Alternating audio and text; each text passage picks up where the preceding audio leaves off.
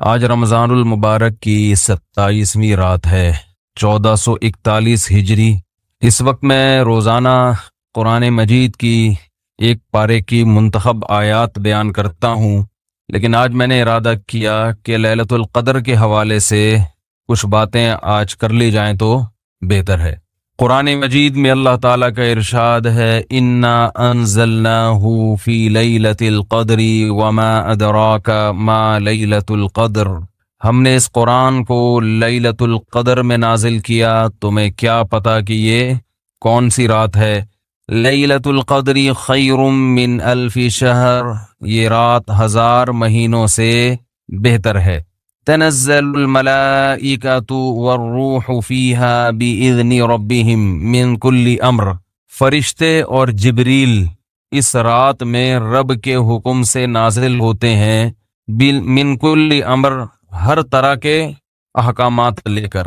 سلام ہی حتی مطلع الفجر، یہ سلامتی ہے یہ رات یہاں تک کہ فجر طلوع ہو جائے، یعنی سحری کا وقت ختم ہو جائے۔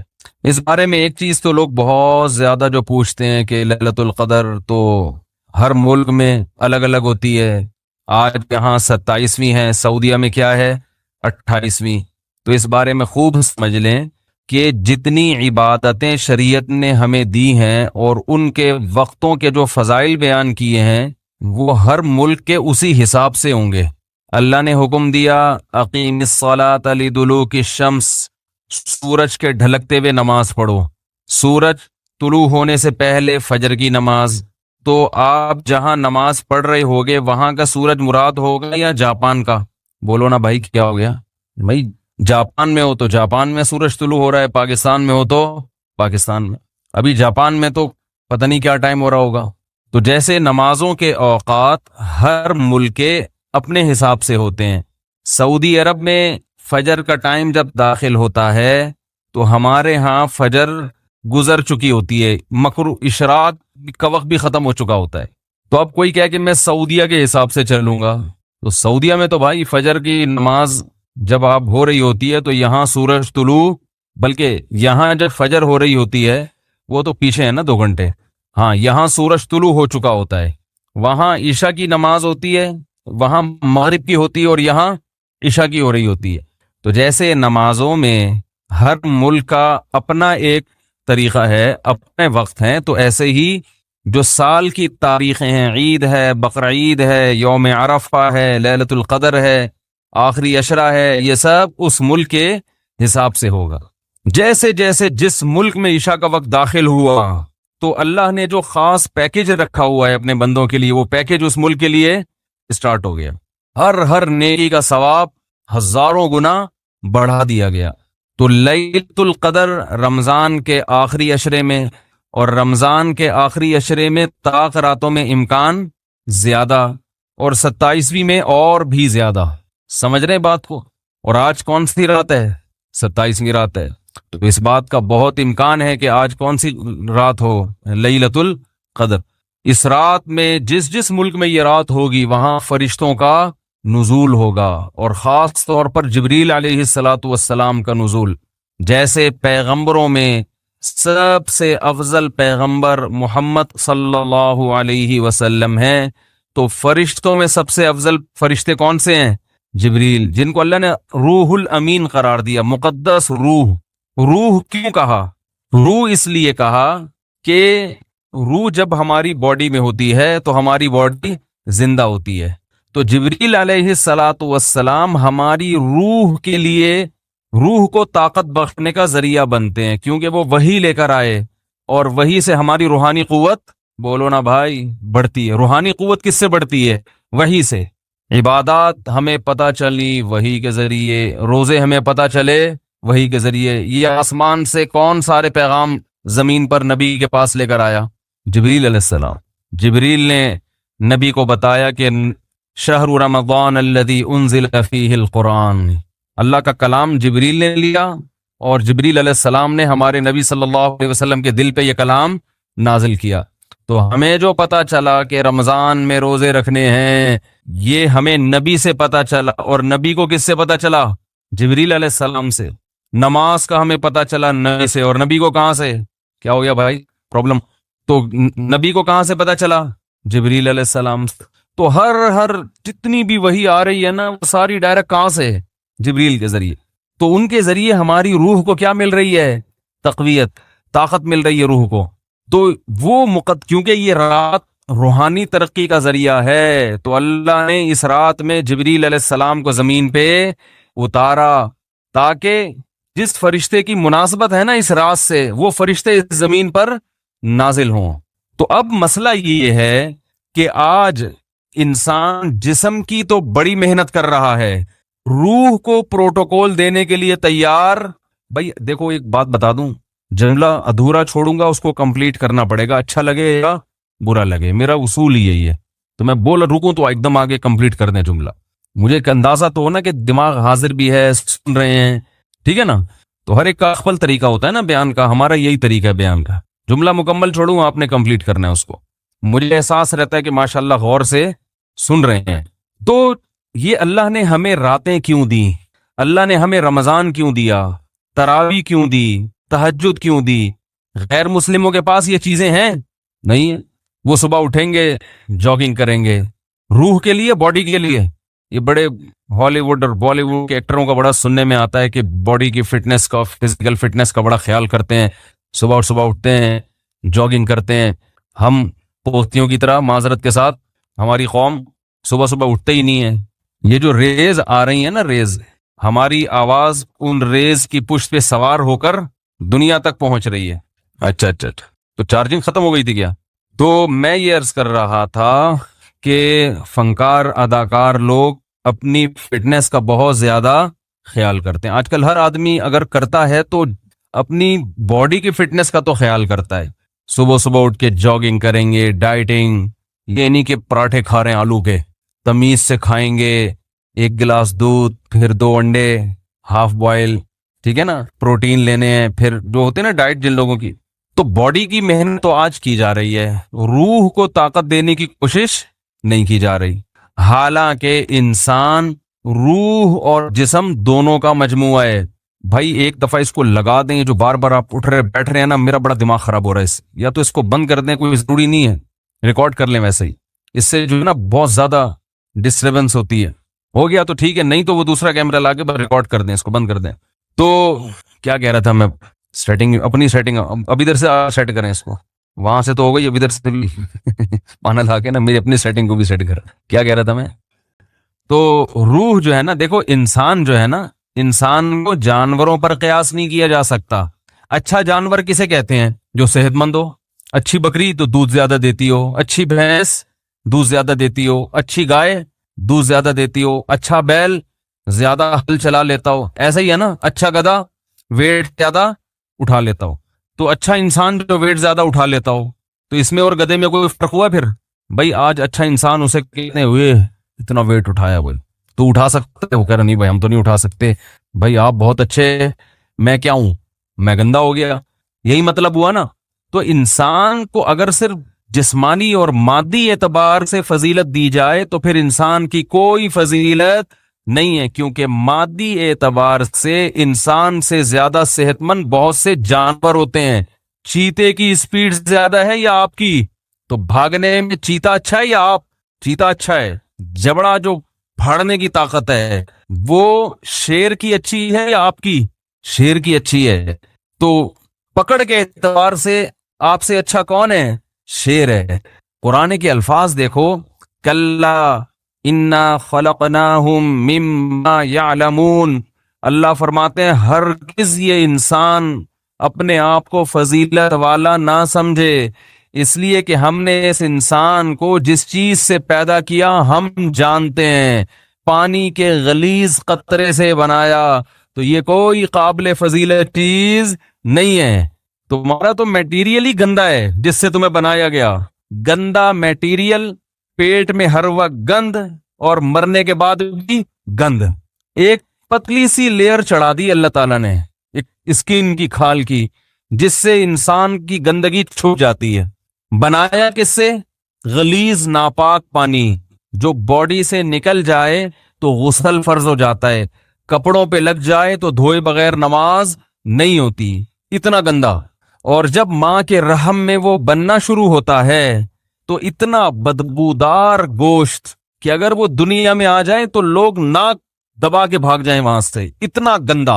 اور جب دنیا میں آتا ہے تو اندر بھی سب کیا بھرا ہوا ہے؟ بولو نا بھائی، گند۔ ناک جتنے سوراخ ہے نا انسان کے، کسی ایک سوراخ سے بھی کوئی مشک و عنبر کی خوشبو نہیں آتی۔ کان سے کیا نکلتا ہے؟ کوئی عود کی خوشبو نکلتی ہے کان سے؟ ویسے جب کانیں ہوتی ہیں نا ان سے تو پتہ نہیں کیا نکلتا ہے، لیکن انسان کے کان سے گند نکلتا ہے۔ ناک سے کوئی مشک و عنبر کبھی دیکھا کسی کے نکلتے ہوئے؟ بھئی ناک سڑکتا ہے تو خوشبو کے بھبوکے آتے ہیں، کبھی دیکھا؟ بول دو نا نہیں دیکھا تو کیا ہو جا رہا ہے اس میں۔ آنکھ سے کیا نکلتا ہے؟ سے بھی گند نکلتا ہے۔ تھوک منہ سے اور قضائے حاجت تو گند ہی گند، ہر جگہ سے گند نکل رہا ہے، اس لیے کہ اندر ہے ہی گند، بھرا وہی گند ہے۔ کاٹو تو خون نکلتا ہے، وہ بھی ناپاک، کپڑوں پہ لگ جائے تو نماز نہیں ہوتی۔ بس ایک اللہ نے ہلکی سی نا پرت چڑھا دی ہے، ایک ہلکی سی لیئر ہے اسکن کی، جس کی وجہ سے وقار قائم ہے۔ جیسے گندگی کے اوپر چمکیلا کپڑا ڈال دیا جائے تو وہ گندگی دیکھنے میں خوبصورت لگتی ہے، اسے ہٹا کے دیکھو گے تو پتا چلے گا اندر کیا ہے۔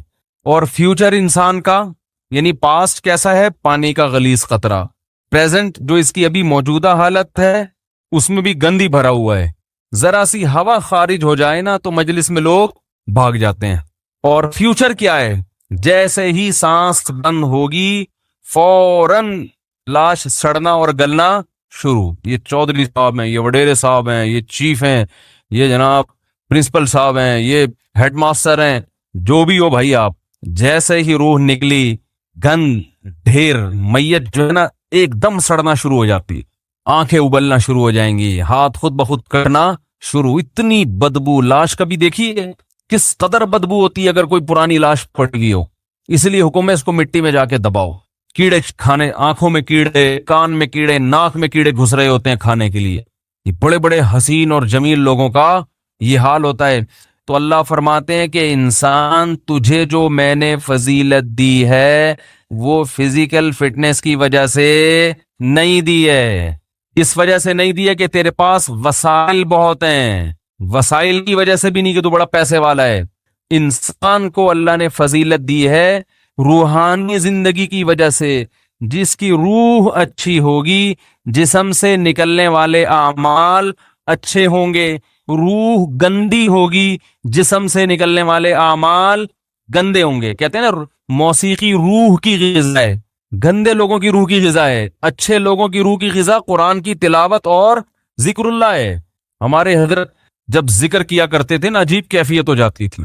ایک شعر پڑا کرتے تھے، دم رکا سمجھو اگر دم بھر بھی یہ ساغر رکا، میرا دور زندگی ہے یہ جو دور جام ہے۔ کیا زبردست شعر ہے۔ اللہ کے ذکر کو نا شراب سے تعبیر کیا ہے، جیسے شرابیوں کو شراب محبوب ہوتی ہے نا، اور شراب خانے میں جب وہ جاتے ہیں، مے خانہ جسے کہتے ہیں، آواز صاف آ رہی ہے کہ نہیں آ رہی؟ مے خانے میں شرابی جاتے ہیں تو شراب کے جام چل رہے ہوتے ہیں، ادھر ایک پیا ختم ہوا لیا دوسرا پیا، ٹھیک ہے نا؟ تو جیسے شرابی کو شراب سے عشق ہوتا ہے اور وہ کہتا ہے دم رکا سمجھو، کہہ رہے سمجھو میرا دم رک گیا، دم بھر بھی یہ ساغر رکا، ایک دم کے لیے بھی اگر یہ دور رک گیا تو میرا دم ختم، میں مر جاؤں گا، میں برداشت نہیں کر سکتا۔ میرا دور زندگی ہے یہ جو دور جام ہے، یہ جو شراب کا دور ہے نا یہی میری زندگی کا بھی دور ہے۔ میرے بلڈ کی جو سرکولیشن ہے وہ اسی سرکولیشن کی وجہ سے جو شراب کے پیالے جو گھوم رہے ہیں۔ تو حضرت اللہ کے ذکر کے بارے میں یہ شعر پڑھا کرتے تھے کہ اللہ کے ذکر کی ہمیں ایسی لت پڑ گئی ہے، ایسا چسکا لگ گیا ہے جیسے شرابی کو شراب کا چسکا لگتا ہے۔ تو حضرت بڑے مزے سے ذکر اللہ کے بارے میں یہ شعر پڑھا کرتے تھے، دم رکا سمجھو اگر دم بھر بھی یہ ساغر رکا، کہ اللہ تیرے نام کی لذت اور تیرے نام کا چسکا ہمیں ایسا لگ گیا ہے کہ دنیا کی کوئی بھی نعمت ہم سے چھین لی جائے ہم مریں گے نہیں، کوئی ہم سے تیرا نام لینا چھڑوا دے، کوئی ہماری زبان پہ تیرا ذکر کرنا ہم سے چھڑوا دے، ہم ایک سیکنڈ کے لیے بھی زندہ نہیں رہ سکتے۔ یہ کیفیت ہوتی ہے کس کی بھائی؟ اہل اللہ کی، جن کی روح پاکیزہ ہوتی ہے، اور جن کی روح ناپاک ہوتی ہے جب تک وہ اداکاراؤں کے ڈانس اور ناچ نہ دیکھ لیں اور ان کے ناچ گانے کا میوزک نہ سن لیں، ان کی روح کو تسکین بولو نا بھائی نہیں ملتی۔ تو روح کی بات ہے، جیسے ہیروئنچی کو اور شرابی کو اس کی باڈی کو تسکین ہیروئن اور شراب سے ملتی ہے، لیکن جس انسان کو اس گندگی کی عادت نہیں ہے اسے تسکین کے لیے شراب اور ہیروئن کا سہارا نہیں لینا پڑتا، اسے تو بدبو آتی ہے، اسے تو گھن آتی ہے۔ تو مسئلہ ہی سارا کس کا ہے بھائی؟ روح کا ہے۔ تو اللہ تعالی نے جبریل علیہ الصلاۃ والسلام کے ذریعے انسان کی روح کو طاقت دی ہے۔ تو روح پاکیزہ بنتی ہے برے اعمال کو چھوڑنے سے اور عبادت کرنے سے، اور جیسے جیسے عبادت کرتا ہے انسان، روح اور زیادہ پاکیزہ ہونا شروع ہو جاتی۔ یعنی اگر آپ کی روح میں پاکیزگی نہیں ہے تو آپ عبادت شروع کر دو، پیدا ہونا شروع، اور جیسے جیسے پاکیزگی آئے گی عبادت جو مشکل لگ رہی تھی وہ عبادت آسان ہونا شروع ہو جائے گی۔ تو آج باڈی کی طرف تو ہماری قوم کی تو نہ باڈی کی طرف توجہ ہے نہ روح کی، لیکن میں تو ان لوگوں کی بات کر رہا ہوں جو لبرل لوگ ہیں، وہ روح کو تو بالکل فوکس کرتے ہی نہیں ہیں، اور ہمارے ہاں تو نہ روح کی فکر اور نہ جسم کی فکر، کسی چیز کی فکر لیس، ٹینشن فری زندگی۔ ٹینشن تو فری نہیں ہے لیکن فکر فری کہہ سکتے ہیں، جس کی وجہ سے ٹینشن ہی ٹینشن، کیونکہ جب نہ ادھر کے نہ ادھر کے تو پھر ظاہر ہے کھا کھا کے دھماکے سے پھٹ جائیں گے، اور روحانی زندگی کا تو بیڑا غرق۔ تو رمضان میں اللہ تعالی دیکھو روح کو طاقت ملتی ہے نفس کے خلاف مجاہدہ کر کے۔ جب آپ دنیا میں دو نظریات چل رہے ہیں، جو مذہب مخالف لوگ ہیں نا وہ کہتے ہیں انسان کی ہر خواہش پوری ہونی چاہیے، ان کی پوری دوڑ دھوپ اور قانون سازی اسی کے لیے، مکان سستا ہو جائے، روٹی سستی ہو جائے، کپڑا سستا ہو جائے، ہر ایک کا علاج فری ہو جائے، یہ ہو جائے وہ ہو جائے، جس کے جو دل میں خواہش آئے وہ خواہش پوری ہو جائے۔ اسی کو انٹرٹینمنٹ کہتے ہیں، اسی کو عیاشی کہتے ہیں۔ اسلام نے ہمیں بتایا ہے کہ تم جتنی خواہشات پوری کرو گے ہر خواہش مزید خواہشات کو پیدا کر کے جائے گی۔ جیسے کورونا وائرس کے کہتے ہیں نا 1 سے 100 ہو جاتے ہیں، اب جس نے پہلا وائرس پیدا کر دیا یا خود بخود ہو گیا قدرت کی طرف سے، تو بس ایک دفعہ کیا، اب وہ ملٹی پلائی بولو بھائی ہوتا چلا جا رہا ہے نا۔ ایک خربوزے کا بیج ڈال دو، اب مزید بیج پیدا کرنے کی ضرورت نہیں ہے، وہ اسی سے خود بخود پیدا ہوتے چلے جائیں گے۔ اسی لیے شاعر نے کہا ما قضا احد منها لبانته ولن انتهى عرب الا الى عربی، کہ اس دنیا میں آج تک کسی نے اپنی خواہشات پوری نہیں کی ہیں، جس نے ایک خواہش پوری کی تو وہ ایک خواہش جب ختم ہوئی تو ہزاروں خواہشات کو پیدا کر کے ختم ہوئی ہے۔ وہ یہ جو ہمیں نظر آ رہے ہیں نا بہت سے لوگ لائف کو انجوائے کر رہے ہیں، ان کی ہر خواہش پوری ہو گئی، اب انہیں کچھ بھی نہیں چاہیے، یہ آپ کو لگ رہا ہے کہ کچھ نہیں چاہیے، آپ کبھی ان کے پاس جا کے بیٹھیں گے تو پتا چلے گا کہ جتنا ان کو چاہیے اتنا ہمیں نہیں چاہیے۔ تو اسلام نے ہمیں کچھ ایسی کام بھی بتائے ہیں جس میں ہمیں اپنے نفس کے اگینسٹ چلنا پڑتا ہے، دل نہیں چاہتا مگر اس کی مخالفت کرنی پڑتی ہے۔ دل کی خواہشات کو جتنا کچلیں گے روح کو طاقت اتنی زیادہ ملے گی، اور روح کو تسکین ملتی ہے اس سے۔ تو اسلام نے ہمیں اپنے جسم کی خواہشات کو کچلنے کے لیے روزہ دیا، روزہ رکھو صبح صادق سے لے کے غروب آفتاب۔ کیسا پھیکا پھیکا ہو جاتا ہے نا انسان روزے میں، مجھے تو آپ ابھی بھی پھیکے پھیکے سے ہی لگ رہے ہیں، عجیب سا نہ کسی کام کا دل لگ رہا ہے، بیٹھے ہوئے ہیں، نہ گٹکا کھا سکتے ہیں، نہ پان کھا سکتے ہیں، نہ سگریٹ پی سکتے ہیں، نہ چائے پی سکتے ہیں، نہ کھانا کھا سکتے ہیں، سوکھا سوکھا سا منہ ہوتا ہے سب کا۔ روزے کی حالت میں دیکھو سب کی حالت کیا ہوتی ہے، کسی کام میں دل نہیں لگ رہا۔ اللہ نے کہا بس 1 نہیں 2 نہیں 3 نہیں 4 نہیں کتنے 29 یا 30، آسان کام تھوڑی ہے۔ پھر ہاتھ باندھ کے اللہ کے سامنے کھڑے ہو جانا، نماز میں باؤنڈ کر لینا اپنے آپ کو۔ آج دنیا میں دنیا پرستوں کے لیے سب سے قیمتی چیز ٹائم ہے۔ وہ ٹائم کہتے ہیں کہ اتنی دیر ہم مسجد میں اللہ کے سامنے ہاتھ باندھ کر کھڑے رہیں، اس سے ہمیں ملتا تو کچھ بھی نہیں ہے، تو یہ تو ٹائم ویسٹنگ ہے۔ تو اللہ نے کہا کہ کرو یہ کام، تمہارا دل نہیں چاہتا مگر تمہیں کرنا پڑے گا۔ تو جب انسان بار بار بار بار اپنی خواہشات کے اگینسٹ چلتا ہے نا تو اس کی روح کو طاقت ملنا شروع ہو جاتی۔ اتنی روحانی قوت اس کے اندر پیدا ہوتی ہے، وہ کچھ کر کے دکھاتا ہے جس کا لوگ تصور نہیں کر سکتے تھے۔ یہ جو اسلاف کے واقعات ملتے ہیں، عشاء کی نماز میں کھڑے ہوئے اور فجر تک نماز پڑھتے رہے، یہ تو تواتر سے ثابت ہے۔ بعض لوگ اس کا مذاق اڑاتے ہیں کہ یہ ممکن نہیں ہے، اور بعض کہتے ہیں وہ حدیث میں تو آتا ہے کہ جس نے ایک دن میں 3 دن سے کم میں قرآن ختم کیا اس نے سمجھا ہی نہیں۔ اس حدیث کا مطلب کیا ہے وہ میں کسی اور موقع پہ بتاؤں گا، ورنہ وہ سارا موضوع چینج ہو جائے گا۔ اسلاف سے، صحابہ سے تواتر کے ساتھ ثابت ہے کہ ایک ایک رات میں، ایک ایک رکعت میں پورا قرآن ختم کیا انہوں نے۔ حدیثوں کا مطلب جو ہے نا، پروفیسروں سے مت پوچھو، یہ صحابہ اور تابعین سے پوچھا کرو کہ کون سی حدیث کا کیا مطلب ہے۔ حضرت عمر رضی اللہ تعالی عنہ نے حضرت عثمان کی طرف ایک دن اشارہ کر کے فرمایا کہ مجھے اس شخص سے محبت کیوں نہ ہو، یہ وتر کی ایک رکعت میں پورا قرآن پڑھ لیتے ہیں، وتر کی جو تیسری رکعت ہے نا، اور حجر اسود کے سامنے کھڑے ہوتے ہیں اور پوری رات ایک رکعت میں پورا قرآن۔ حضرت عمر کا اپنا معمول کیا تھا، فجر میں اتنی لمبی نماز پڑھاتے تھے، آج تو ہم افورڈ ہی نہیں کر سکتے۔ صبح صادق کا وقت جب شروع ہوتا تو نماز شروع کی جاتی اور سورج نکلنے سے پہلے سلام پھرتا تھا فجر کا۔ کتنے گھنٹے کی نماز ہو گئی فجر کی، اور نماز میں تلاوت کرتے کرتے کرتے بعض دفعہ اللہ کے خوف سے رو کے گر جایا کرتے تھے۔ فجر میں حضرت عثمان رضی اللہ تعالی عنہ پوری سورہ یوسف پڑھتے تھے۔ ایک تابعی کہتے ہیں کہ میں نے سورہ یوسف حضرت عثمان کے پیچھے فجر میں سن سن کے یاد کر لی، زبانی یاد ہو گئی مجھے۔ کتنی لمبی لمبی ان لوگوں کی نمازیں تھیں، کتنی لمبی لمبی ان لوگوں کی دعائیں تھیں، کتنی۔ آج بالکل عبادت کا ذوق اور شوق ختم، اور پہلے عورتوں میں عبادت کا ذوق مردوں سے بھی زیادہ تھا۔ مرد تو تھڑے شڑے پہ جا کے بیٹھ گئے، 2-4 لونڈے لپاڑے بیٹھ گئے، کچھ ادھر بات کر لی، کچھ ادھر چلے گئے، ڈبو اس نوکر۔ خواتین تو گھروں میں وہ تو عبادت میں آگے تھیں، آج سب کے ہاتھ میں کیا آ گئے؟ موبائل، واٹس ایپ، بس ہر وقت۔ میری والدہ اللہ ان کی مغفرت فرمائے، آخر عمر میں تقریباً 1.5-2 سال ان کا دماغ کام نہیں کرتا تھا، جیسے قومے کی کیفیت ہوتی ہے نا، یہ ہو گئی تھی کیفیت، تو ہوش نہیں تھے ان کو، کوئی بات بتاؤ سمجھ میں نہیں آتی تھی، لیکن تسبیح جیسے ہی پکڑاتے تھے نا فوراً چلنا شروع، اور زبان بھی چلنا شروع۔ کیوں؟ لاشعور میں یہ چیز بولو نا بھائی بیٹھ گئی، کیونکہ زندگی بھر تسبیح پڑھی ہے نا، تو اب ہوش نہیں ہے، تو جیسے ہی تسبیح ہاتھ میں آئی اللہ کا نام شروع۔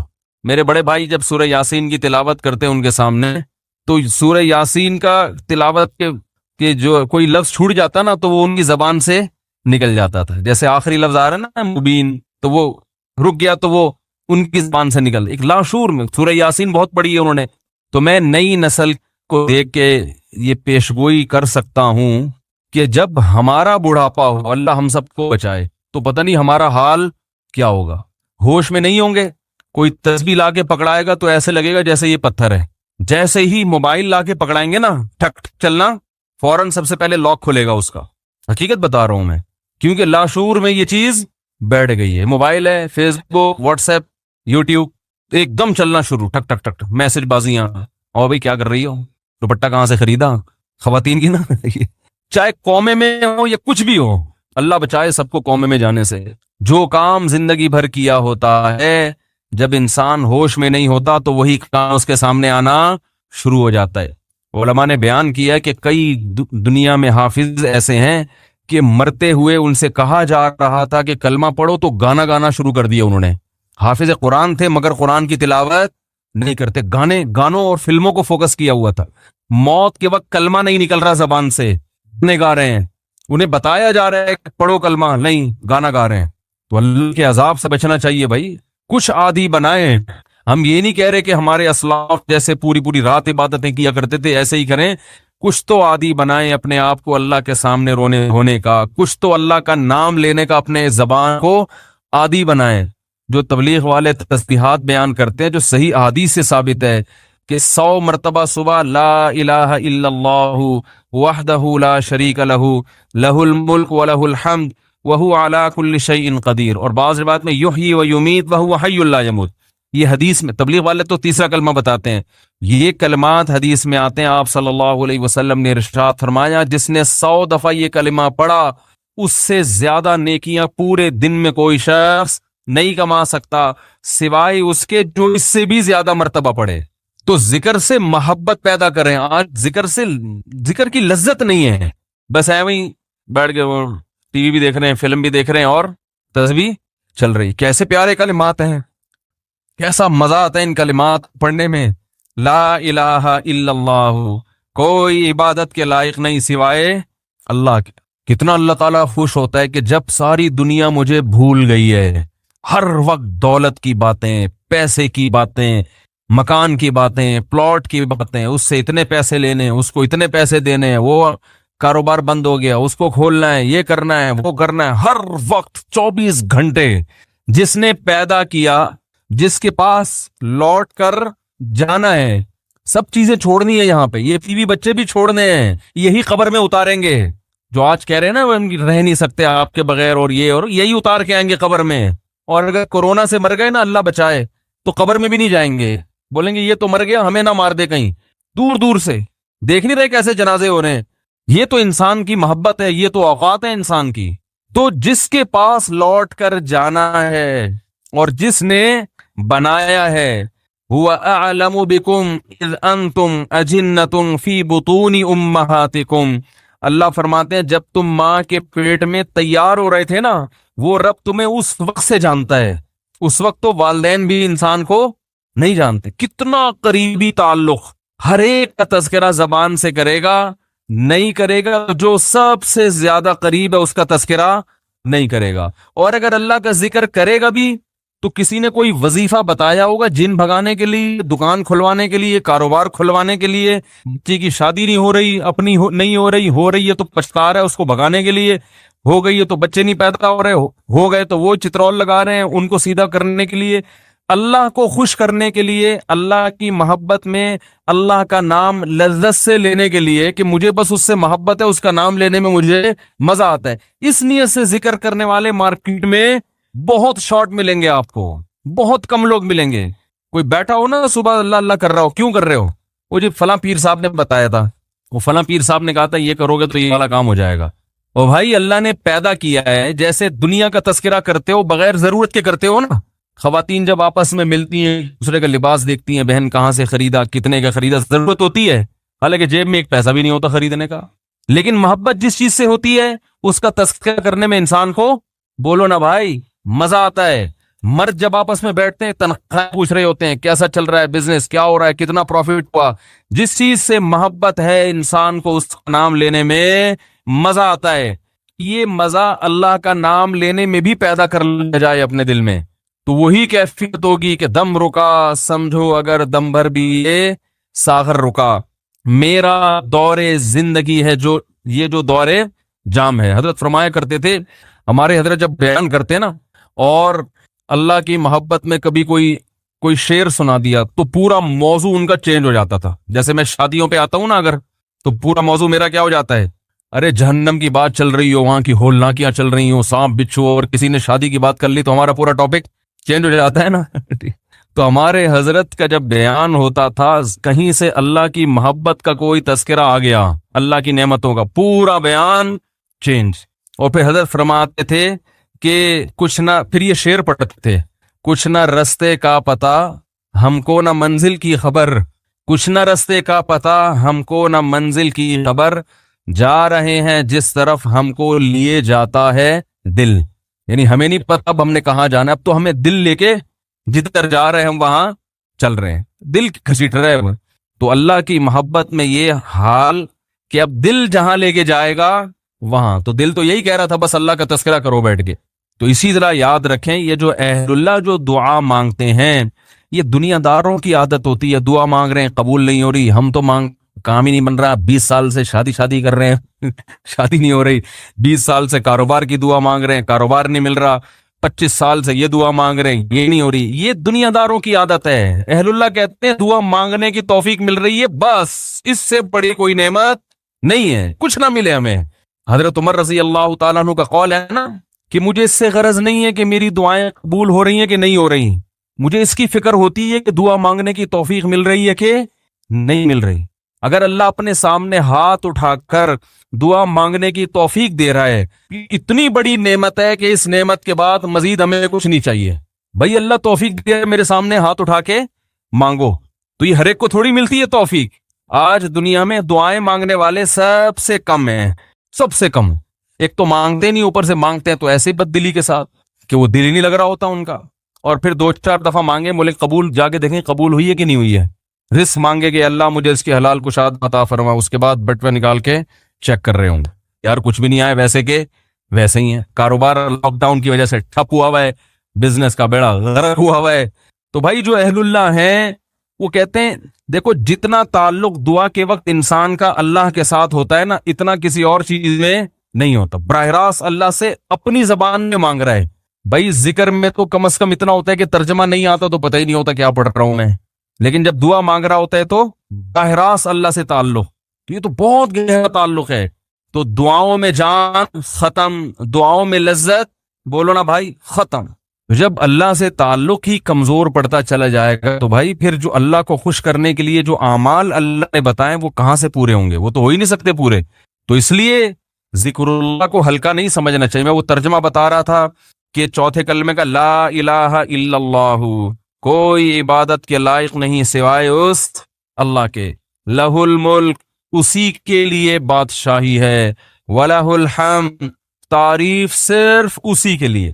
یہ جو کہتے ہیں فلاں بھی اچھا, فلاں پیسہ اچھا, فلاں کی گاڑی اچھی, فلاں کی بلڈنگ اچھی, فلاں کا پلاٹ اچھا, بحریہ ٹاؤن کا مکان اچھا, اسلام آباد کی رہائش اچھی, تو لہ الحمد, اے اللہ تعریف کے قابل صرف کون ہے تو, باقی سب مٹی فنا ہونے والی چیزیں.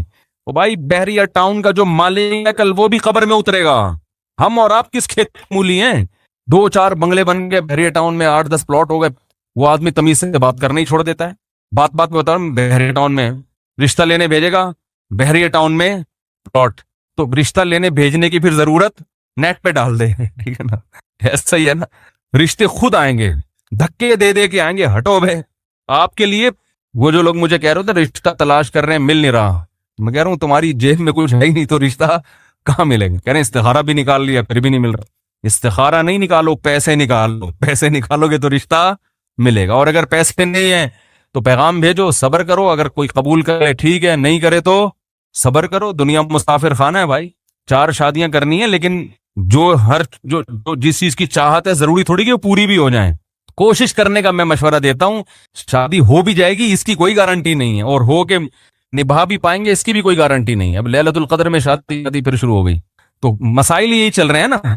تو اللہ نے اللہ کا کیا فرمایا کہ لہ الملک ولہ الحمد, اے اللہ تیرے لیے ہی بادشاہی اور اسی کے لیے حمد. یحیی و یمیت, اتنا زبردست قدرت والا کہ جس کو چاہتا ہے زندگی دیتا ہے اور جس کو چاہتا ہے مار دیتا ہے. حیات بھی ہماری مرضی سے نہیں, پانی میں انسان بنا کے ماں کے پیٹ سے باہر نکال دیتا ہے. یہ زندگی ہے, ہم اپنی مرضی سے بنے ہیں, اور ایسے تصرف جانے کا ارادہ ہوگا نہیں لیکن اللہ لے جائے گا. کیسی اڑیاں رگڑو, یہ جتنے لوگ دنیا سے گئے ہیں یہ اپنی مرضی سے تھوڑی ہیں. کیسے بڑے بڑے وڈیرے ہوتے ہیں, کیسے بڑے بڑے پاورفل طاقتور لوگ ہوتے ہیں, دنیا ان کے اشاروں پہ چلتی ہے. لیکن جب جانے کا وقت آتا ہے پوری ایڑی چوٹی کا زور لگا لیتے ہیں, مگر موت اپنے شکنجے گاڑ لیتی ہے, چھوڑتی نہیں ہے نا موت. وَهُوَ حَيٌّ لَا يَمُوتُ, وہ زندہ ہے, اس پر کبھی موت نہیں آئے گی. وَهُوَ عَلَى كُلِّ شَيْءٍ قَدِيرٌ, اور وہ ہر چیز پر قدرت رکھتا ہے. تو یہ کلمہ 100 دفعہ ترجمہ سوچ کے, مفہوم سوچ کے, صرف اللہ کو خوش کرنے کے لیے, اس نیت سے کہ اللہ کی محبت کی چنگاری ہمارے دل میں پیدا ہو جائے. تو ارادہ کرتے ہو کہ نہیں کرتے بھائی؟ زندگی بھر معمول بناؤ, 100 دفعہ صبح, 100 دفعہ شام. شیطان کیا کرے گا کہ جب آپ بیٹھو گے تو دل نہیں لگے گا آپ کا, کہو گے مفتی صاحب نے تو کہا تھا دم رکا سمجھو اگر دم بھر بھی یہ ساغر رکا. ذکر اللہ کی تو ایسی لذت ہے کہ 1 منٹ کے لیے زبان رک گئی تو ہمارا دم گھٹ گیا. ہمارا تو پڑھنے میں دم گھٹ رہا ہے. پھپھی کا فون آ رہا ہے, موبائل بار بار اٹھا کے چیک کر رہے ہیں, یار کس کا فون.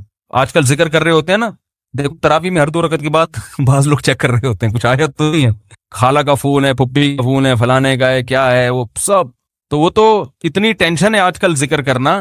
آپ کہیں گے مفتی صاحب نے فون کیا, مفتی صاحب نے بیان کیا تھا کہ دم رکا سمجھو اگر دم بھر بھی یہ ساغر رکا, تو آپ کا دل نہیں لگے گا. تو چھوڑنا نہیں ہے, دل لگے یا نہ لگے, تھوڑے دنوں کے بعد اس کی لذت دیکھو، ٹیسٹ گین کرنا پڑتا ہے نا. مجھے یاد ہے جب یہ ڈیو نئی آئی نا تو پیپسی والے ڈیو فری میں بانٹ رہے تھے، کیونکہ پہلی دفعہ ڈیو پینا ایسے لگتا ہے جیسے کھانسی کا شربت پی رہے ہیں. ایسا ہی تھا نا، لوگ نہیں پی رہے تھے، انہوں نے فری بانٹی. ہماری قوم ایسی ہے، فری میں آپ بلیچ بھی پلاتے ہیں تو پی لے گی بھائی، فری ہے نا، پیسے تھوڑی خرچ ہو رہے ہیں. تو لوگوں نے فری میں پینا شروع کرتے کرتے اس ٹیسٹ کے کیا ہو گئے، بولو نا یار، عادت پڑ گئی اس کی. تو لت لگانی پڑتی ہے، ٹیسٹ گین کرنا پڑتا ہے. ابھی کبھی اللہ کا نام لیا ہی نہیں ہے زندگی بھر، لیا بھی ہے تو ایسے ہی قوالی میں لیا ہے، قوالیوں میں لے رہے ہیں اللہ کا نام. تمیز بیٹھ کے اللہ کا نام لینا، اس کا بھی ایک ٹیسٹ ہے. کیونکہ غلط چیزوں کا ٹیسٹ اتنا زیادہ، دیکھو جو ڈبے کے دودھ کے عادی ہوتے ہیں نا بچے، ان کو آپ بھینس کا خالص دودھ پلاؤ الٹی کر دیں گے، وہ ان کو اس میں سے بدبو آ رہی ہوتی ہے. حالانکہ وہ بدبو نہیں بلکہ خوشبو ہوتی ہے. بھینس کے دودھ میں بدبو ہوتی ہے، خوشبو ہوتی ہے، خوشبو ہے. میں سعودیہ گیا نا، 2 مہینے کا ویزا تھا میرا، تو 2 مہینے میں نے بھینس کا دودھ نہیں ملا، ڈبے کا ہی پیتے رہے.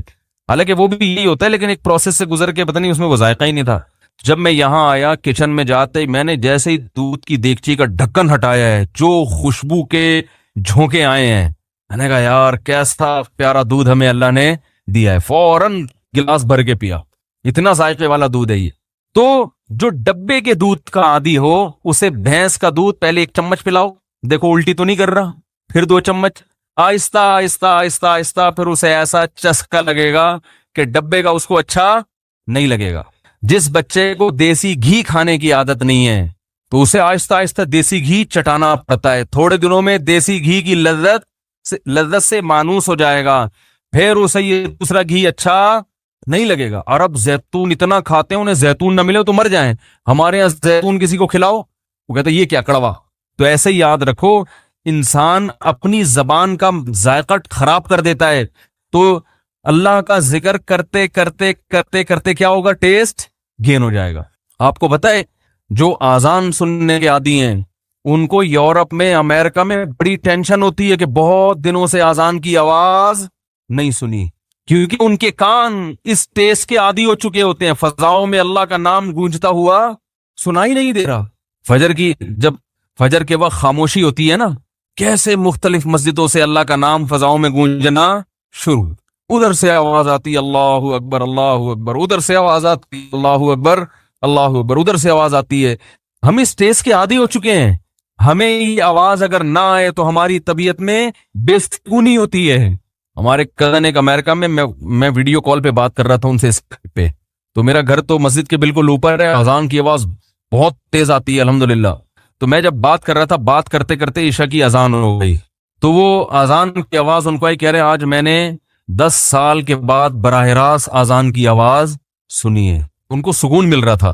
تو بھائی روزانہ یہ کلمہ یا سبحان اللہ والحمد للہ ولا الہ الا اللہ واللہ اکبر، یہ تیسرا کلمہ ہے، یہ پڑھ لیں صبح بیٹھ کے.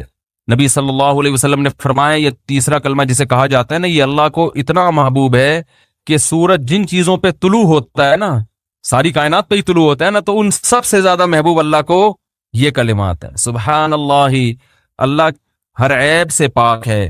والحمد للہ، تمام تعریفیں اللہ کے لیے ہیں. ولا الہ الا اللہ، اس کے سوا کوئی عبادت کے لائق نہیں ہے. واللہ اکبر، اور وہ اللہ سب سے بڑا ہے. تو یہ کلمات پڑھنا کس نیت سے ہے بھائی؟ شادی ہو جائے، بولو نا، کاروبار میں برکت ہو جائے. تو کچھ اللہ سے جو وحشت ہو چکی ہے نا، کأنہم حمر مستنفرہ. نبی صلی اللہ علیہ وسلم جب لوگوں کو اللہ کی طرف بلاتے تو یہ ایسے بھاگا کرتے تھے نا اللہ کا تذکرہ سن کے. تو اللہ نے فرمایا ایسے ہیں جیسے وحشی گدھے ہوتے ہیں نا. وحشی گدھا زیبرا کو کہتے ہیں. جب آپ جنگل میں جائیں، میں تو گیا ہوں، میں نے زیبرے اپنی آنکھوں سے دیکھے، جیسے ہی تھوڑا سا قریب جائیں گے وہ بہت دور بھاگ جائے گا، کیونکہ وہ آپ سے مانوس نہیں ہے. جنگل کے جانور مانوس نہیں ہوتے. اللہ قرآن میں شکایت کر رہے ہیں انسان کی کہ ان کو اللہ سے اتنی وحشت ہے، اللہ کو پہچانتے ہی نہیں ہے، کہ جب ان کے سامنے اللہ کا تذکرہ کیا جائے، اللہ کی بات کی جائے، ایسے بھاگتے ہیں جیسے وحشی گدھے. تو یہی حال ان لوگوں کی ہے جو اللہ کے ذکر سے مانوس نہیں ہے.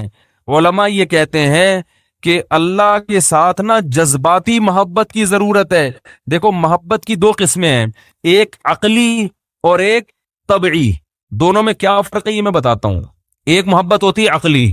عقلی کا مطلب یہ ہوتا ہے کہ آپ کی عقل یہ کہتی ہے کہ اس آدمی کے مجھ پہ بہت سارے احسانات ہیں, لہذا مجھے چاہیے کہ میں اس سے محبت کروں, میرا فرض بنتا ہے, لہذا اس فرض کی وجہ سے میں کیا کروں گا, اس کے حقوق ادا کروں گا. یہ اس کا تعلق کہاں سے ہے؟ کھوپڑی سے.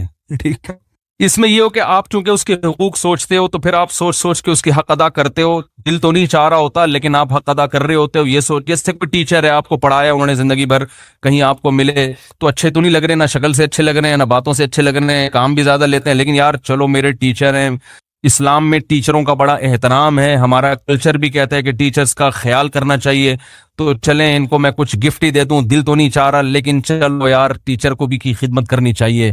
یہ وہ محبت ہے جس میں حرکت کہاں ہو رہی ہے, اتنا اشارہ کر کے دکھا رہا ہوں پھر بھی سمجھ میں نہیں آ رہا. بولو نا بھائی, پوری اور باقی انگلی گچڑوں, دماغ حرکت میں آ رہا ہے, ٹھیک نا. اور ایک ہوتی ہے ماں سے بچہ بچھڑ جائے اور ماں کی جب اس پہ نظر پڑتی ہے تو حرکت یہاں ہوتی ہے, یہاں ہوتی ہے, ایک دم جذباتی.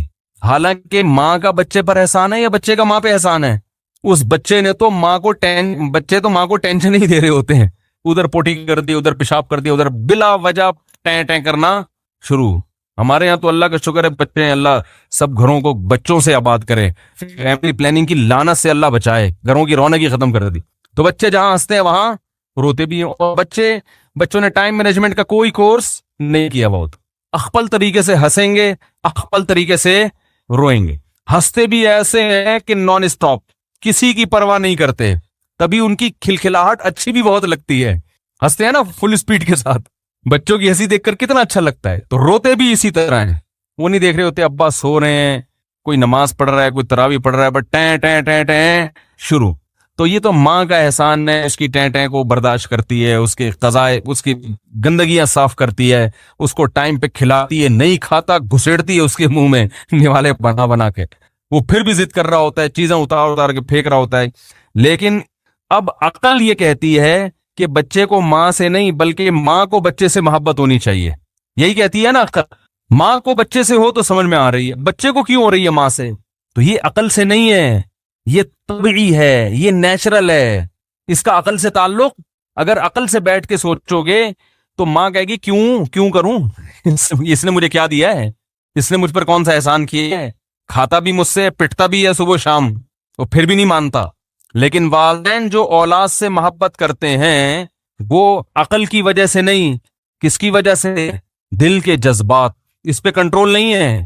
یہ محبت جانوروں میں بھی ہے. بلی اپنے بچوں سے محبت کرتی ہے کہ نہیں کرتی ہے؟ بولو نا بھائی, بلی میں تو شعور ہے ہی نہیں. اگر وہ عقل کی وجہ سے کر رہی ہوتی تو سب سے پہلے اپنی ماں سے کرتی نا, جس نے اس کو جانا تھا. اپنی ماں کو تو کبھی بلی نے پلٹ کے, جب سے اس کی شادی ہوئی ہے, پلٹ کے پوچھا ہی نہیں. جب سے اس کی زندگی میں بلا آیا ہے نا, بلی سب سے پہلے کس کو بھولی ہے؟ اپنی ماں. بولے اماں ٹاٹا. وہی گوروں والا کلچر, 18 سال کی ہوئی ٹاٹا جا رہے ہیں. گورے تو پھر بھی سال میں ایک آدھ دفعہ مدر دے فادر دے منا کے پوچھ رہے ہیں, بلی تو یہ بھی نہیں کرتی. تو عقل کی وجہ سے اگر بلی محبت کر رہی ہوتی تو اپنے اماں سے کرتی. چلو بلی کا تو اس کو پتہ نہیں کہ ابا کون ہے میرا, اماں کا تو پتہ ہوتا ہے نا. لیکن نا نا نا نا نا, وہ کس کو ترجیح دیتی ہے؟ بچوں کو. یہ ہے یہ ہے طبعی محبت. آج مسلمان کو اللہ سے صرف عقلی محبت ہے, طبعی اور جذباتی محبت نہیں ہے. عقلی محبت سے حقوق ادا ہوتے ہیں مگر ادائیگی کا جذبہ نہیں ہوتا. ایک بس جرمانہ سمجھ کے انسان ادا کر رہا ہوتا ہے. جیسے گورنمنٹ کو آپ ٹیکس دیتے ہیں نا, دل چاہتا ہے دینے کا, ٹیکسیشن کو پیسے سے کھلا کھلا کے اور کم کروا یار, اس کو اور کم کروا. دے تو دیتے ہیں یار, اب کیا کریں, حکومت سے فائدے بھی اٹھا رہے ہیں تو ٹیکس دینا چاہیے, اخلاقی جرم ہے نا. اس طرح کے کچھ سن کے تھوڑا بہت تو یار, اتنا بھی آدمی نہیں کاٹے یار, تھوڑا سا تو دے ہی دینا چاہیے. خوشی نہیں ہوتی. لیکن ماں جب اپنے بچے پہ خرچ کرتی ہے, اس کا یہ جذبہ ہوتا ہے کہ یہ بچہ کھائے, اسے خرچ کرنے پہ خوشی ہوگی. باپ اپنی اولاد پہ جو خرچ کرتا ہے تو خرچ کرنے سے خوشی ہوتی ہے. بچہ اگر نہیں کھا رہا نا تو باپ خوش نہیں ہوتا, چلو میرے پیسے بچ گئے.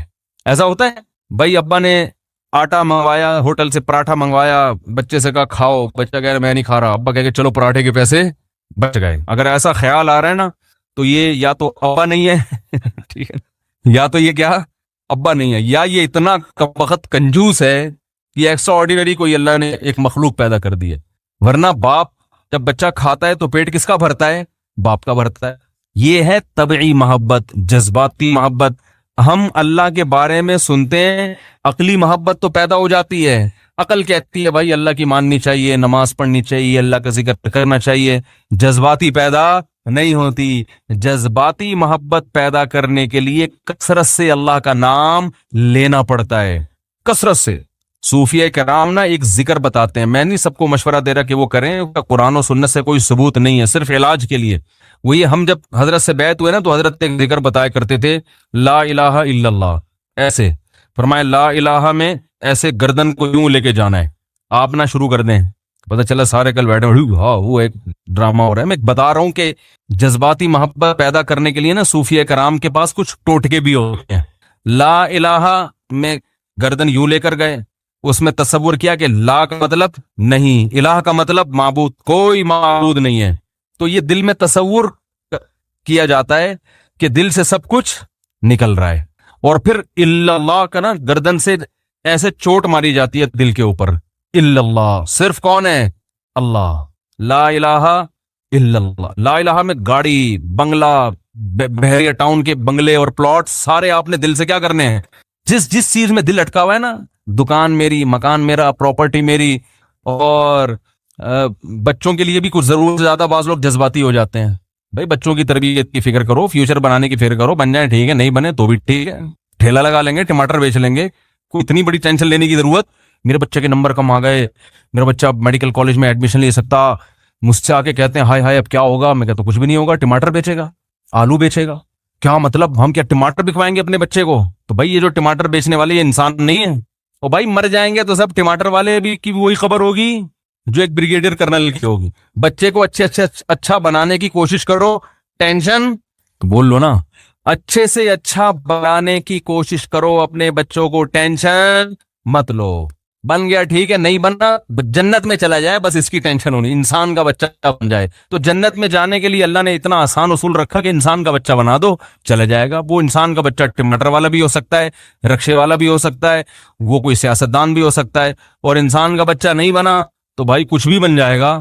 قارون سے زیادہ دولت نہیں ہو سکتا، فرعون سے بڑا عہدہ اس کے پاس نہیں ہو سکتا. سمجھ میں آ رہی ہے کہ نہیں آ رہی ہے؟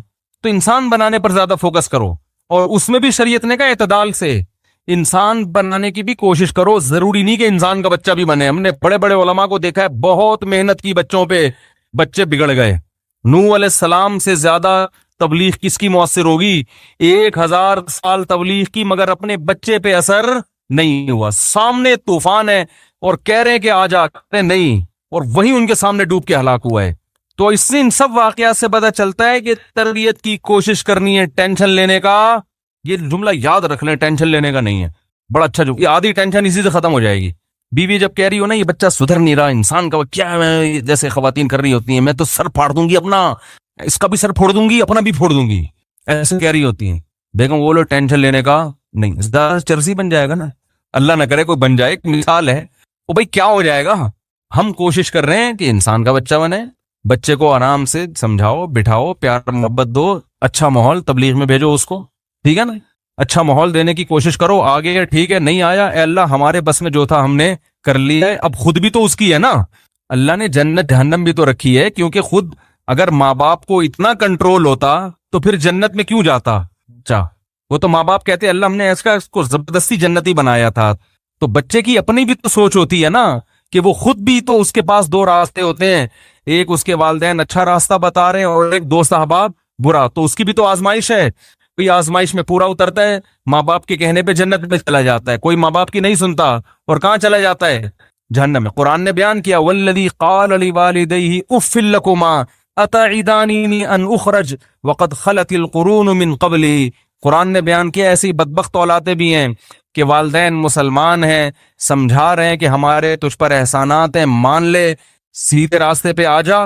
تو قرآن کہہ رہا ہے بچہ والدین کو تانا دے رہا ہے تمہارے اوپر تف ہے. والدین کو کیا کہہ رہا ہے؟ والدین کو برا بلا کہہ رہا ہے. اتعداننی ان اخرج، تم یہ کہتے ہو کہ میں مر کے ہڈیاں ہو کے ختم ہو کے دوبارہ زندہ ہو جاؤں گا. ایسا نہیں ہو سکتا. جو ایتھیس لوگ ہیں جن کے والدین مسلمان ہیں، وہ بچے اپنے والدین کو ایسے ہی تانے دیتے ہیں، تو وہ کہہ رہے کتنے لوگ مر گئے آج تک کوئی زندہ نہیں ہوا، ہم کہاں سے زندہ ہوں گے؟ تو ایسے بدتمیز اولادوں کا بھی قرآن میں اللہ نے ذکر کیا ہے۔ تو اس لیے بچے کی تربیت کی کوشش، نتیجہ کس پہ؟ اللہ پہ۔ بن جائے ٹھیک ہے، نہیں بنے ایسی کی تیسے، ٹینشن لینے کا بولو بھائی نہیں۔ آج دنیا کی محبت ہے، اس لیے چاہتے ہیں میرا بچہ لازمی ڈاکٹر بنے، انجینئر بنے، پڑھوا رہے ہیں گن پوائنٹ پہ اس کو، بن جائے بہت اچھا ہے، نہیں بنے تو بھائی دنیا مسافر خانہ ہے، ختم ہو جائے گی۔ تو کیا کہہ رہا تھا میں، یہ جو بات آئی کہاں سے، یہ بات کہاں سے آئی؟ بچوں کے مضمون لے کے چل رہا تھا میں۔ ہاں، میں یہ کہہ رہا تھا کہ جب لا الہ الا اللہ حضرت ہمارے بتاتے تھے نا ذکر کا، لا الہ الا اللہ، لا الہ میں گردن ادھر لے کر گئے، دل سے اللہ کے علاوہ سب کچھ بولو بھائی نکل گیا۔ تو حضرت فرماتے تھے جس جس کی محبت ہے نا، جس کی وجہ سے انسان اللہ کو ناراض کر رہا ہے، ان تمام کو تصور کرو کہ دل سے نکال کے باہر، کک آؤٹ۔ اس میں اب آپ کیا نکالیں گے؟ بحریہ ٹاؤن کا پلاٹ۔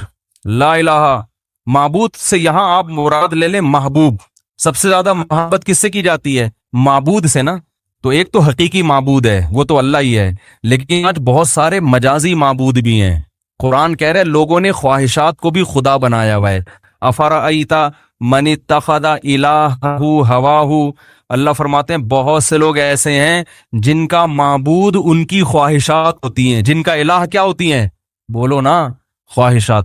تو وہ خواہشات کسی سے حرام عشق ہے، وہ دولت میں دل اٹکا ہوا ہے، پلاٹوں میں اٹکا ہوا ہے، تو لا الہ میں تصور کیا کرنا ہے؟